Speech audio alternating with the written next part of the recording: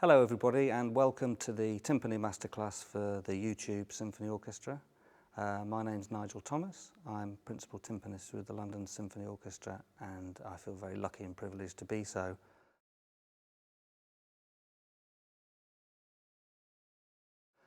Three pieces of repertoire to deal with today. All extremely good choices, all extremely challenging pieces for different reasons.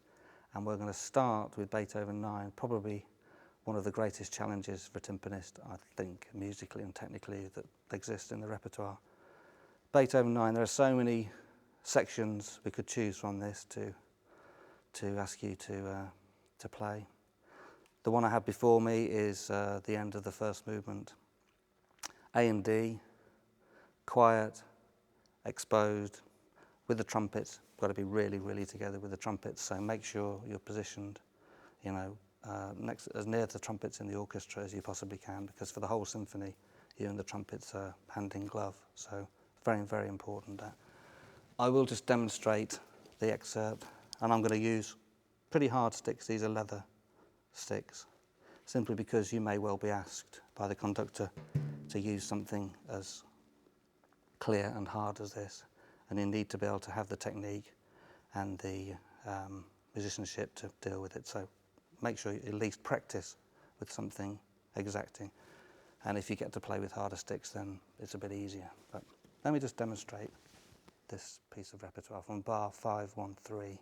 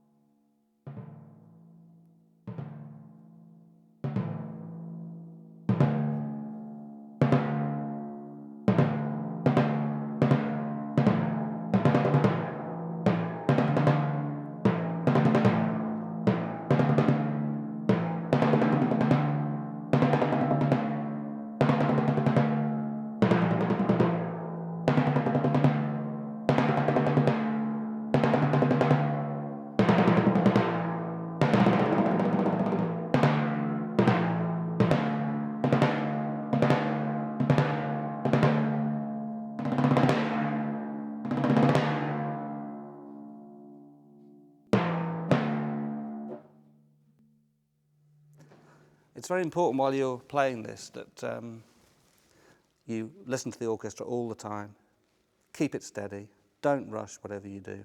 The orchestra are really listening to you to keep the tempo, to keep the time steady, and also rhythmically it's got to be absolutely spot on, expressive, and at the same time lots of dynamics, lots of excitement, and you need to lead the orchestra, especially at the end, on the big sempre fortissimo, 1, 2, 3, 4, 5, 6, 7, 8, 9, 10 from the end of the movement.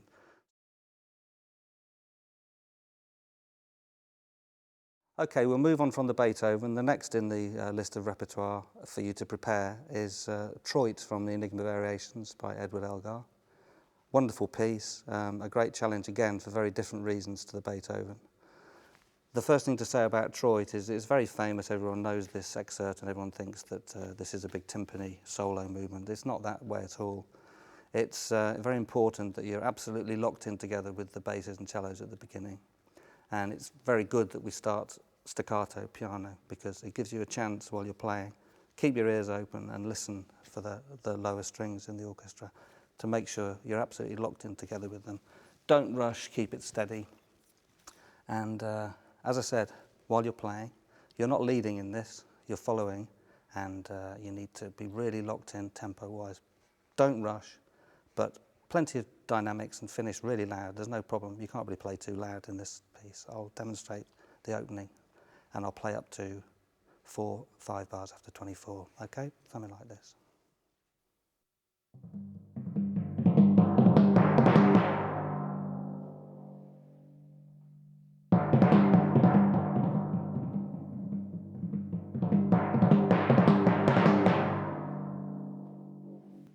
As I said, you can really get stuck in on there. It's 3 fortes. And the only other thing I'll say, apart from don't rush, keep it steady, keep the time steady, is right at the end. Again, don't rush in from 29, ba ba ba ba ba ba ba ba ba ba. Really important, don't rush, otherwise you'll just finish before ahead of the rest of the orchestra and you'll look like a chump.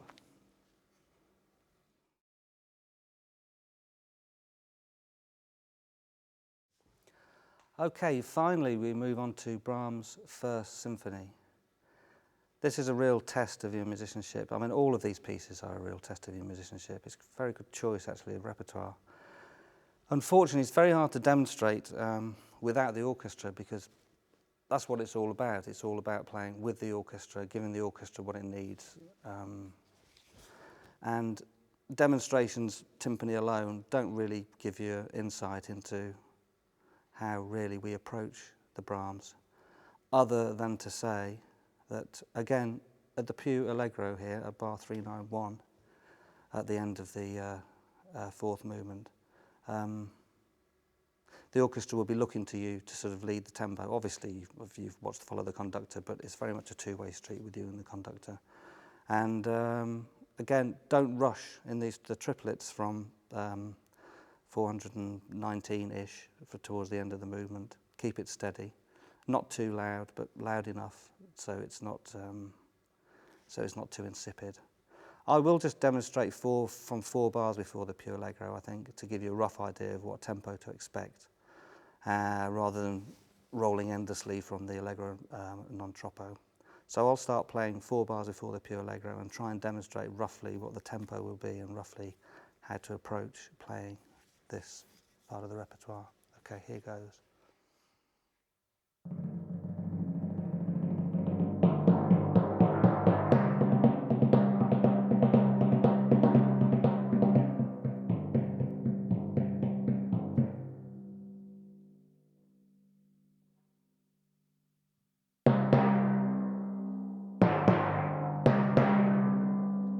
Just before I continue there, a little bit of a pull-up there on those 4 bars, and then there's a big brass chorale there in the 6 bars rest, which is a little bit heavier.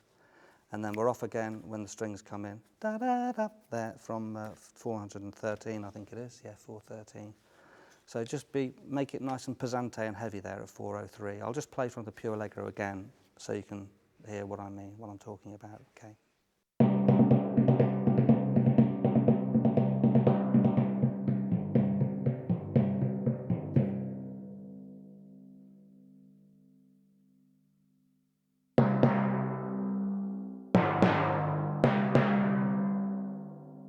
Brass chorale there for 6 bars. Ba, ba, ba, ba.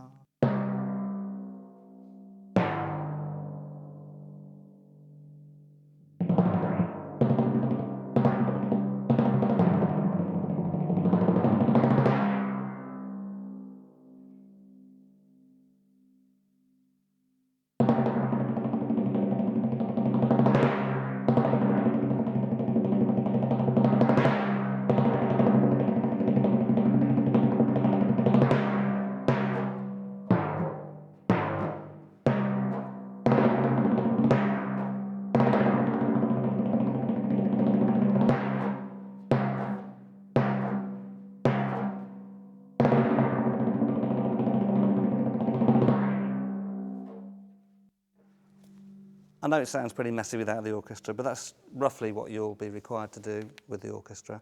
It's quite technically challenging, I find this. I find Brahms quite a real challenge, actually. And again, you really need to know the music, so get a CD, listen to the symphony so you know what's in store. If I just play from 431 again, you'll hear that 431, 2, 3, 434, bar 434. There's a crescendo. You're leading there, and it goes something like this. Etc.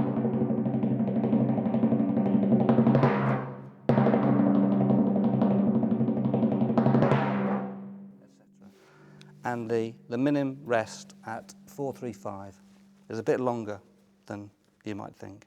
It's almost like a comma, a very short pause there before you start off on the sextuplets again. So again, listen to the CD. Make sure you're intimately acquainted with the symphony.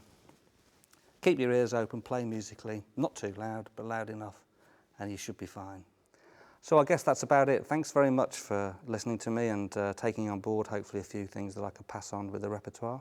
Good luck with the auditions. Again, thanks for watching, and I hope that you all get on successfully with the repertoire and have lots of fun making music. Thanks a lot. Bye.